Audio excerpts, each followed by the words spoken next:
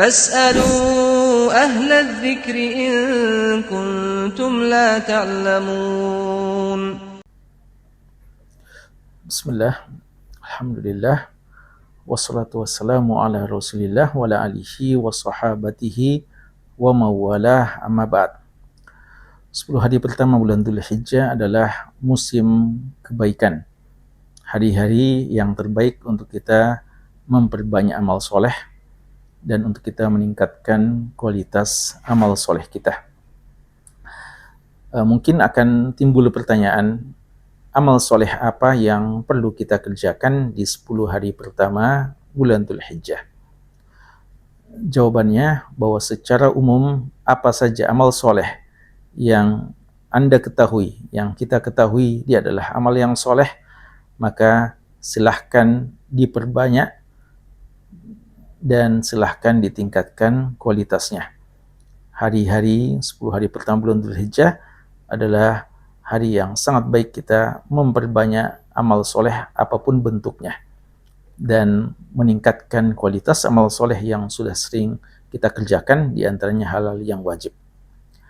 Namun demikian, ulama kita telah menjelaskan ada sebagian amalan yang sangat ditekankan, sangat dianjurkan di hari-hari tersebut, di 10 hari pertama bulan Dzulhijjah. Artinya, selain kita memperbanyak amal soleh secara umum, hendaknya kita lebih memprioritaskan amalan-amalan berikut ini. Yang paling pertama adalah ibadah haji. Tentu saja ibadah haji adalah ibadah yang paling mulia jika dikerjakan pada 10 hari pertama bulan Dzulhijjah. Karena ibadah haji adalah rukun Islam yang terakhir. Dan waktunya memang hanya di bulan-bulan ini, di bulan-bulan yang telah ditentukan, dan puncaknya pada bulan Dzulhijjah.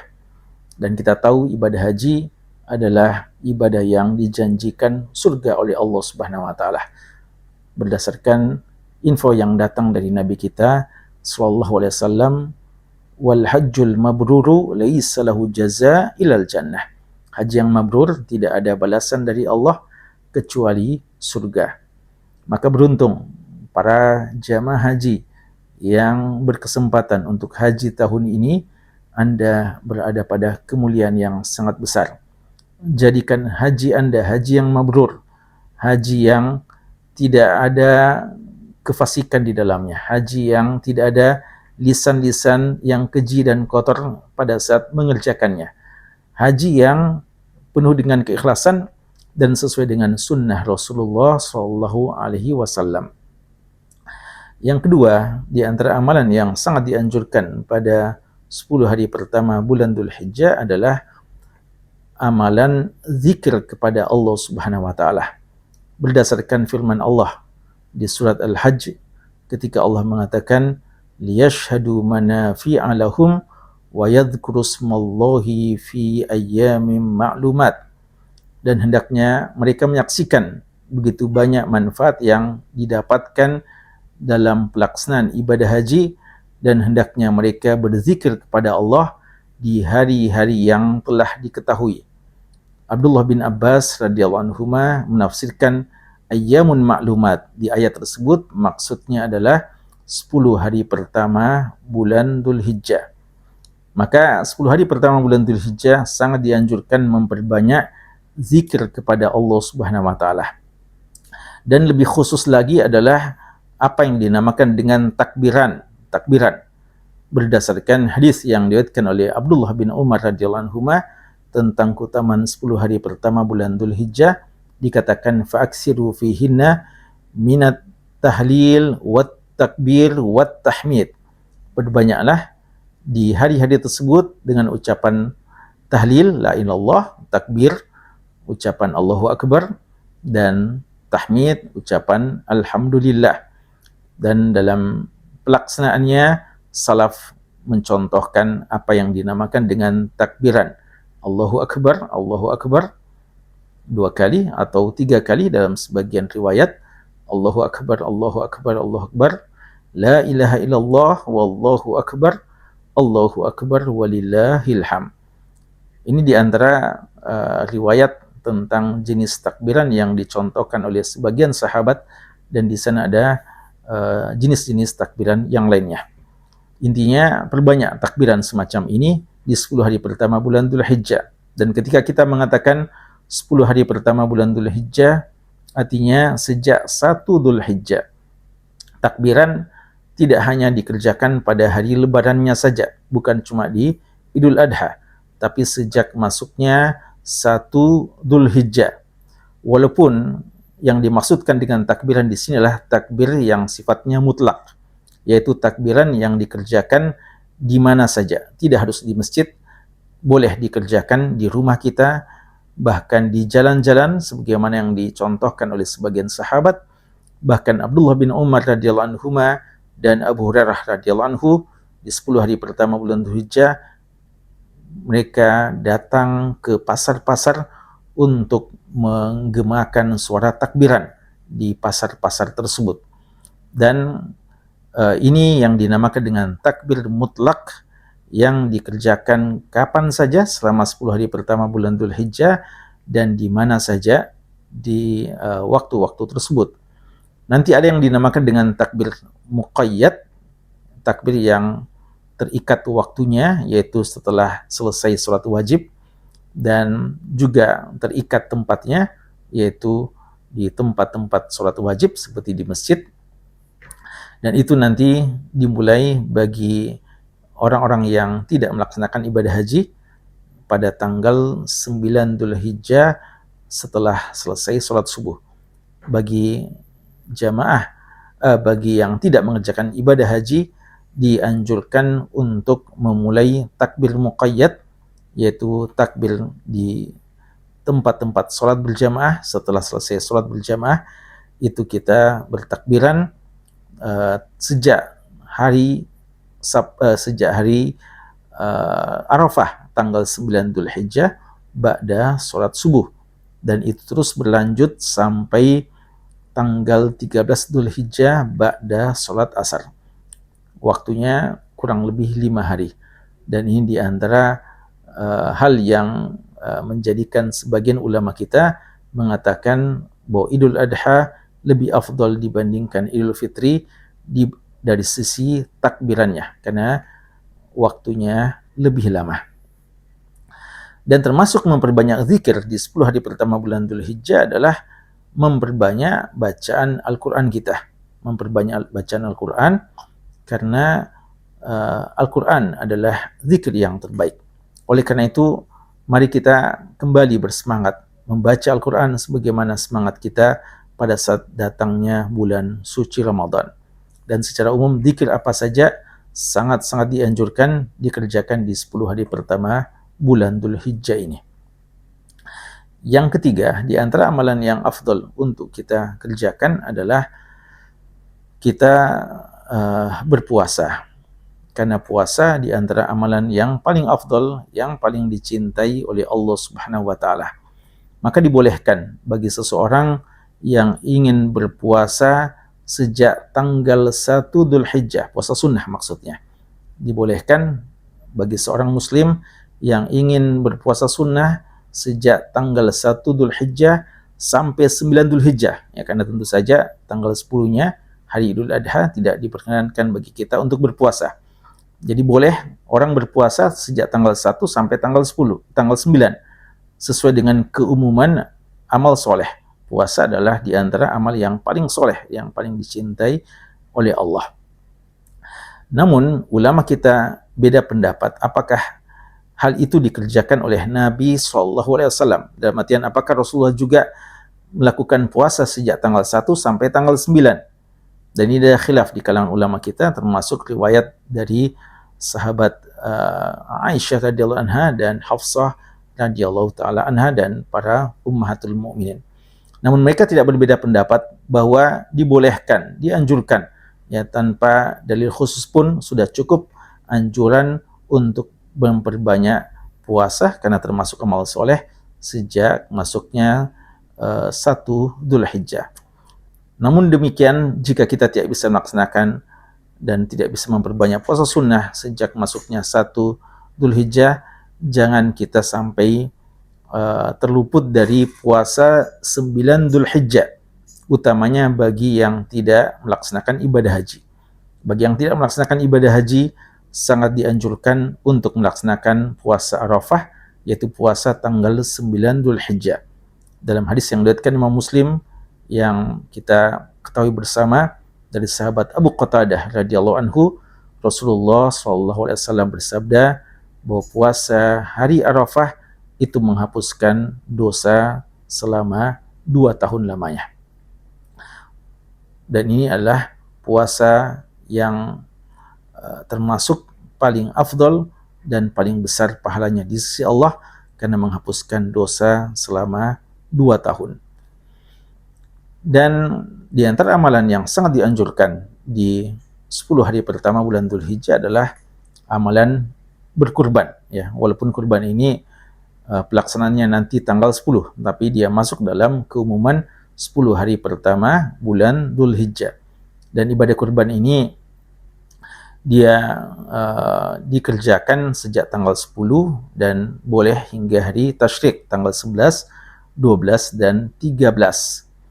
Dan ibadah kurban ini lebih khusus diperintahkan bagi yang tidak melaksanakan ibadah haji, karena bagi yang melaksanakan ibadah haji, utamanya yang melaksanakan tamattu atau qiran, juga memiliki kurban, ya, yang sesuai dengan pelaksanaan ibadah hajinya.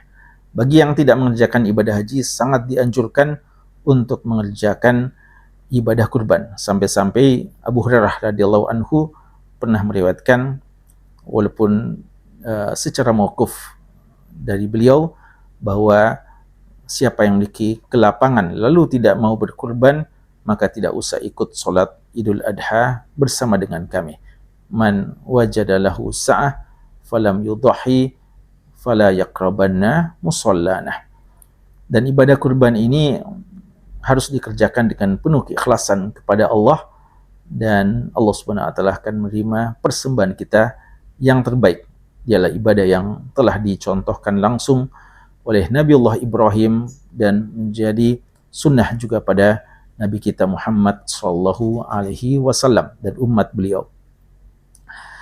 Bagi yang akan berkurban, maka ada satu hadis yang diriwayatkan Imam Muslim dari sahabat Ummu Salamah radhiyallahu taala anha, yang disebutkan bahwa idza dakhala al-ashr atau idza ra'a ahadukum hilala Dzulhijjah, jika telah masuk 10 hari pertama bulan Dzulhijjah, atau salah seorang di antara kalian sudah melihat hilal Dzulhijjah, maksudnya sudah masuk 1 Dzulhijjah. Dan dalam perhitungan Islam, masuknya bulan itu sejak waktu maghribnya. Jadi setelah masuk 1 Dzulhijjah, di waktu maghribnya, di malam 1 Dzulhijjah, wa arada ahadukum an yudhhiya, dan salah seorang di antara kamu mau melakukan kurban, fala ya'khudanna syai'an min sya'rihi wa adfarihi, dalam sebagian riwayat wa basyarihi, maka jangan dia mengambil sesuatu dari rambutnya, dari kukunya, dan dari bulunya. Hadis ini menjelaskan kepada kita bahwa orang yang akan berkurban tidak dianjurkan ketika sudah masuk 1 Dzulhijjah, walaupun kurbannya nanti tanggal 10 atau tanggal 11 atau tanggal 12 atau tanggal 13. Namun sejak masuknya tanggal 1 Dzulhijjah tidak dianjurkan, bahkan ada larangan untuk menggunting kuku, mencukur rambut, memotong rambut, atau mencabut bulunya.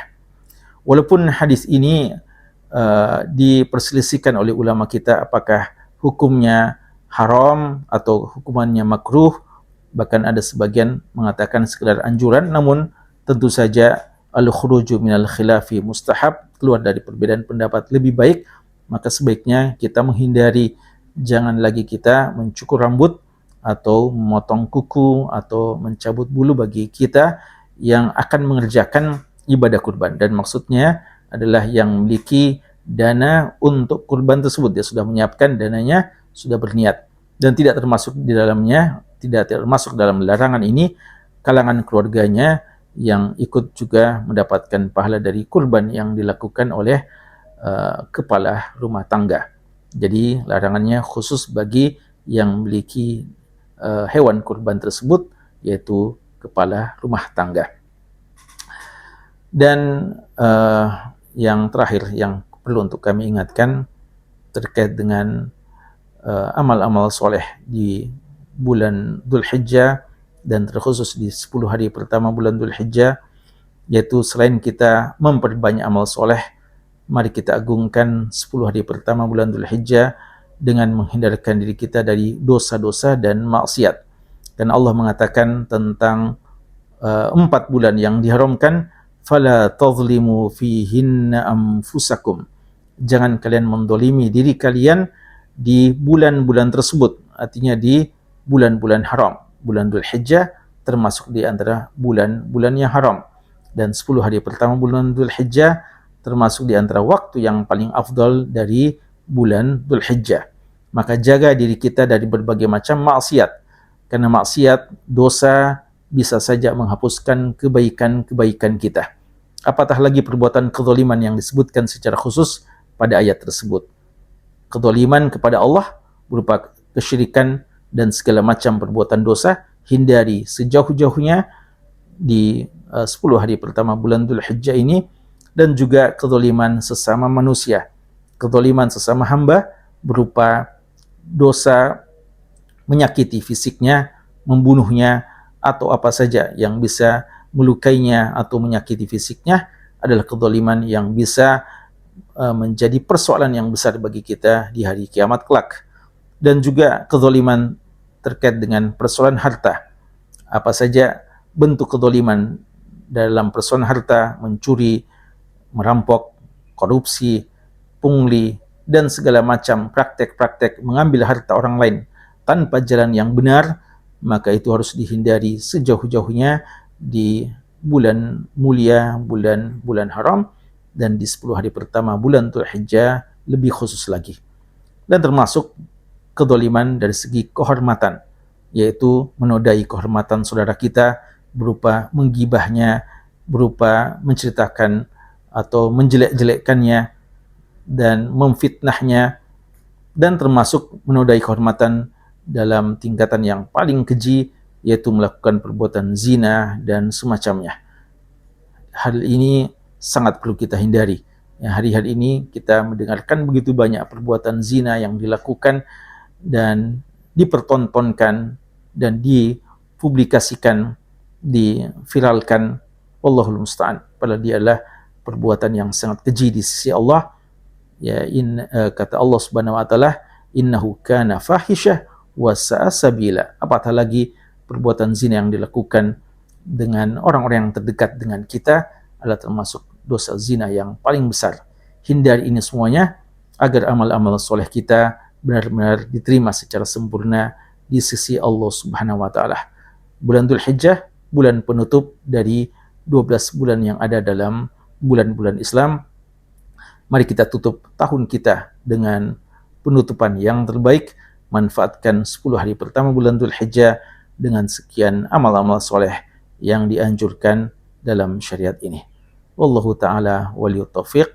Wa sallallahu ala nabiyyina Muhammadin wa ala alihi wa sahbihi wa sallam. Wa akhiru da'wana alhamdulillahi rabbil alamin.